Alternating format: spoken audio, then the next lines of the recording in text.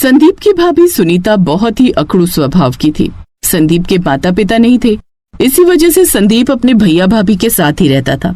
सुनीता के अकड़ू स्वभाव की वजह से कई बार संदीप बहुत दुखी हो जाता था।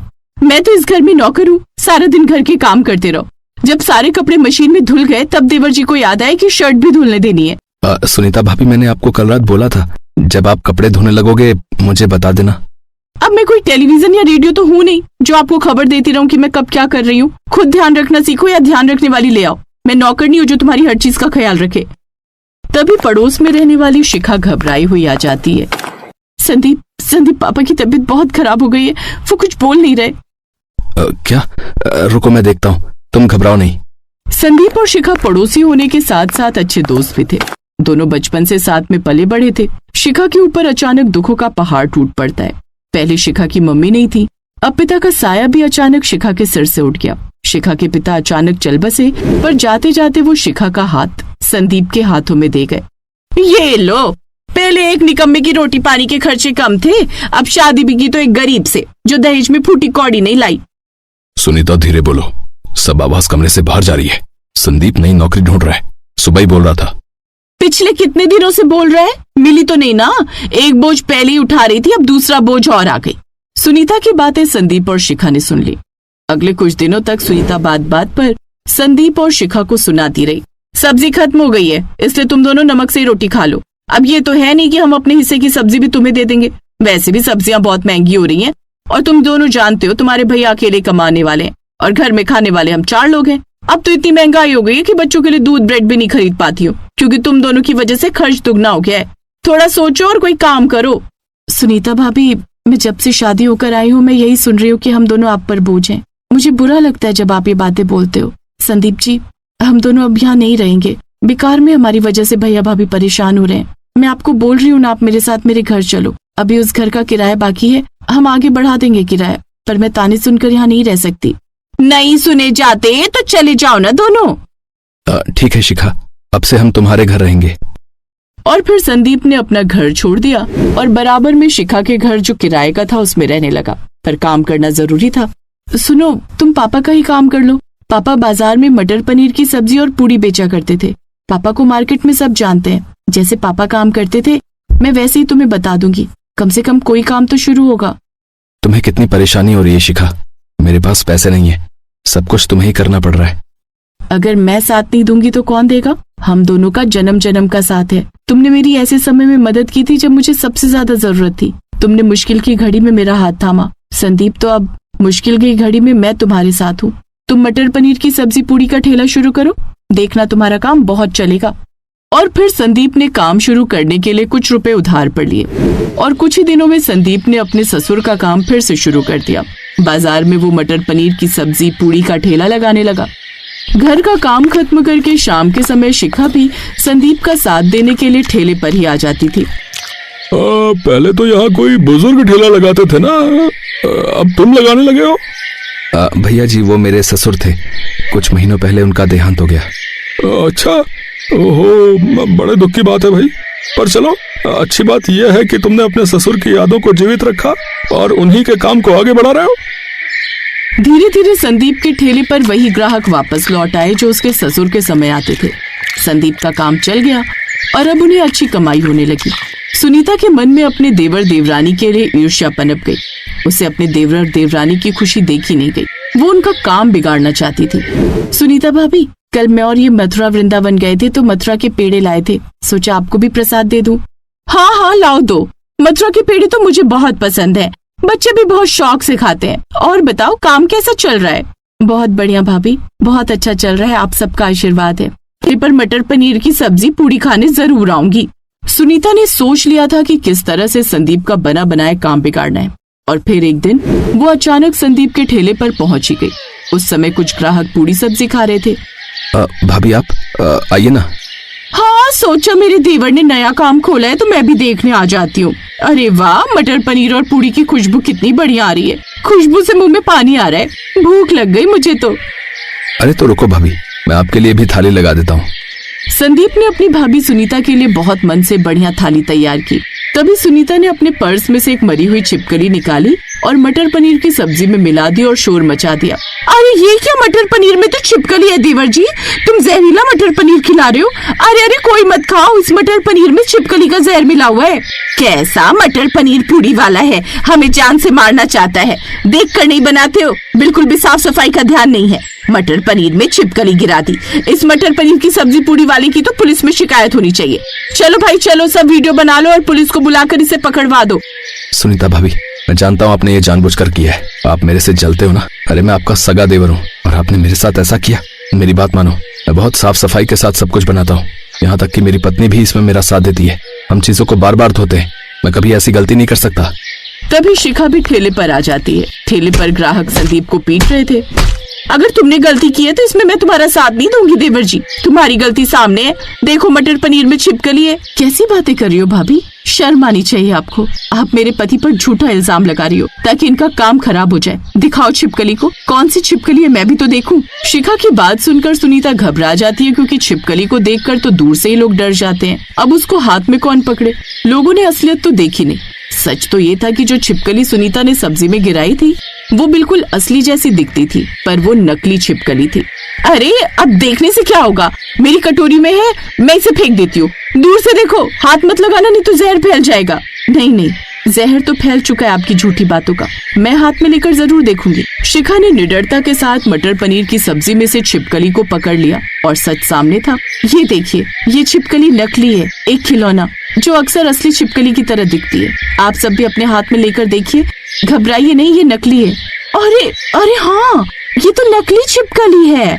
इसका मतलब ये औरत झूठ बोल रही थी। इस बेचारे शरीफ और ईमानदार दुकानदार को बदनाम करना चाहती थी। हाँ आपने सही कहा, ये मेरी जेठानी है। हमारे काम से इन्हें जलन हो रही थी। ये चाहती थी कि हमारा काम बंद हो जाए, इसीलिए इन्होंने ऐसी घटिया हरकत की। अरे फिर तो इन्हें पुलिस के हवाले करना चाहिए हैं? इन्होंने आपके काम को खराब करना चाहा। अगर आप इनकी गलती ना पकड़ते तो आज आपके पति को पुलिस के हवाले करवा देती। सुनीता भाभी, अगर मैं चाहूँ तो अभी के अभी पुलिस को बुला सकती हूँ, पर मैं ऐसा नहीं करूंगी क्योंकि मैं आपकी तरह गिरी हुई नहीं हूँ। दफा हो जाओ यहाँ से और आज के बाद हमारे सामने कभी मत आना। शिखा ठीक कह रही है भाभी, आपने ऐसी हरकत करके रिश्तों को ही खत्म कर दिया। आपको भाभी कहते हुए भी मुझे शर्म आ रही है। आपसे हमारा कोई रिश्ता नहीं। सुनीता कुछ नहीं बोली, वो शर्मिंदगी के साथ मुंह लटकाती हुई वहां से चली गई। उस दिन के बाद संदीप ने अपने भैया भाभी से रिश्ता बिल्कुल खत्म कर दिया और फिर से पूरी मेहनत और लगन के साथ अपना काम करने लगा।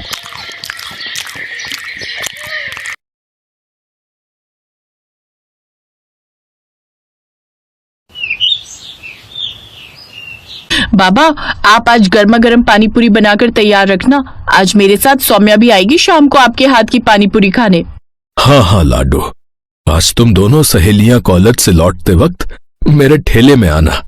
मैं तुम दोनों के लिए गर्मा गर्म पानी पूरी बनाकर खिलाऊंगा। हाँ मेरे प्यारे बाबा।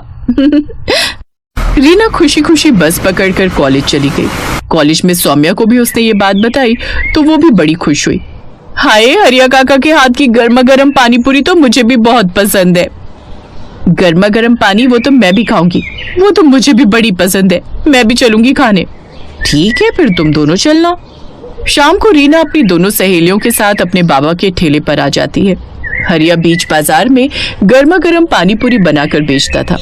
इस तरह की पानी पूरी शहर में कोई नहीं बेचता था, इसलिए कुछ अलग नाम सुनकर सभी उसके ठेले पर पानी पूरी खाने जरूर आते।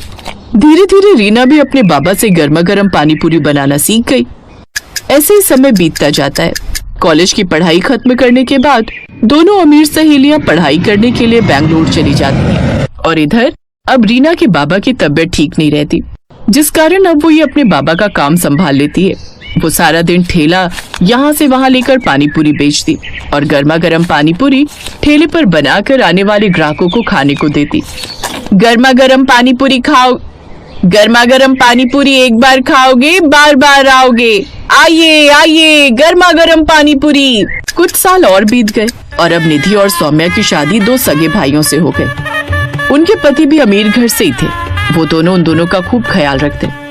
इधर रीना को अपनी दोनों सहेलियों की याद तो आती, लेकिन उसके पास उन दोनों का फोन नंबर भी नहीं था कि वो उनसे कांटेक्ट कर सके। कुछ समय बाद रीना भी अपने बाबा के इलाज के लिए दिल्ली आ जाती है। अब वो वहीं एक झोपड़ी में रहकर अपने माँ बाबा दोनों का ख्याल रखती। साथ ही अपनी गर्मा गर्म पानी पूरी का ठेला लगाती।